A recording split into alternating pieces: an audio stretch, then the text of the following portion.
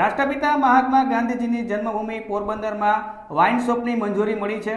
આ કોઈ ફેક સમાચાર નથી કે એપ્રિલ ફૂલ નથી, આ સનાતન સત્ય સમાચાર છે। પોરબંદર નશાબંધી શાખા દ્વારા આની પુષ્ટિ પણ કરવામાં આવી રહી છે। નમસ્કાર, તમે જોઈ રહ્યા છો પોરબંદર ખબરનું ડિજિટલ પ્લેટફોર્મ। હું છું તમારી સાથે કિશન ચૌહાણ। આજે વાત કરવી છે પોરબંદરમાં વાઇન શોપની મંજૂરીની। પોરબંદર ગાંધી જન્મભૂમિ તરીકે વિશ્વવિખ્યાત છે। ગાંધીજીના ગુજરાતમાં દારૂબંધીનો કાયદો અમલમાં છે। આપણે જોયું છે કે રાજ્યમાં દારૂબંધીનો કાયદો અમલમાં હોવા છતાં કરોડો રૂપિયા અને લાખો રૂપિયાનો દારૂ પકડાય છે અને કાયદાની અમલવારી કેવી રીતે થાય છે તે આપણે સૌ જાણીએ છીએ। રાષ્ટ્રપિતા મહાત્મા ગાંધીજીની જન્મભૂમિ પોરબંદરમાં પણ કેવી રીતે દારૂનું વેચાણ થાય છે, પોલીસ ઉપર કેટલા કેસ નોંધાય છે તે પણ આપણે સૌ જાણીએ છીએ। પરંતુ વાઇન શોપની મંજૂરી કેટલું યોગ્ય?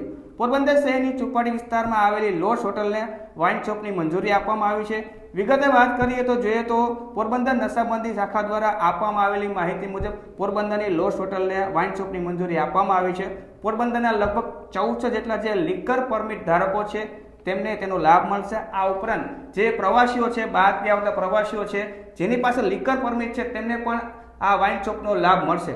જે પણ લિકર પરમિટ ધારકો છે તેમના માટે આ વાઇન શોપની મંજૂરી આપવામાં આવી છે। સામાન્ય લોકોને આ વાઇન શોપનો લાભ નહીં મળે, કારણ કે જે પણ લિકર પરમિટ ધારક છે તેમના માટે જ આ સુવિધા ઉપલબ્ધ છે।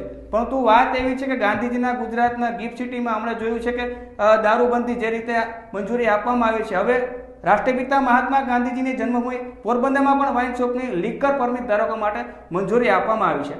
આનો દુઃખ વ્યક્ત પણ દિલ્હીથી ગાંધીજીના પત્ર છે તુષારભાઈ ગાંધી, તેને પણ દુઃખ વ્યક્ત કર્યું છે અને ગુજરાત સરકાર વિરુદ્ધ આક્રોશ વ્યક્ત કર્યો છે। તો પોરબંદરમાં જે પણ ગાંધી વિચારધારકો છે તેમને પણ ખૂબ નિંદા કરી છે, કારણ કે જે વ્યક્તિના નામે ગુજરાતમાં દારૂબંધી હોય તેમના જ શહેરમાં, તેમના જ ગામમાં 5 કિલોમીટરના એરિયામાં જ દારૂબંધીની જો મંજૂરી મળતી હોય લિકર પરમિટ શોપની, તે ખૂબ દુઃખની વાત છે।